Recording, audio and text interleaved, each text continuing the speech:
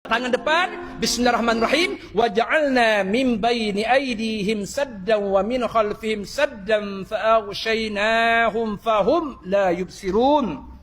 Baca dia 7 kali. Buat pusingan, baca 7 kali ayat ke-9 surah Yasin. Baca 7 kali waktu pagi, 7 kali waktu petang. InsyaAllah. Sebab apa kena baca ayat ke-9 surah Yasin? Buka Quran, tafsir. Maksud daripada ayat saddam wa min khalfihim saddam, dinding. Buka Quran, tafsir, tengok tu. Waja'alna min baini aydihim saddam wa min khalfihim saddam. Maksud dia apa? Saddam, dinding, sekatan, hijab, pagar kita ni. Antara kita manusia alam nyata dengan iblis syaitan jin alam ghaib. Jadi amal ayat ni, amal baca bismillah 7. Nak baca habis pun boleh, nak ambil yang ke-7 saja pun boleh. Apa bismillah 7 yang ke-7?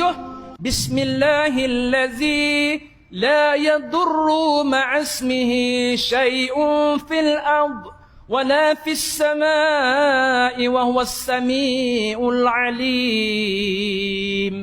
Baca dia 11 kali waktu pagi, 11 kali waktu petang.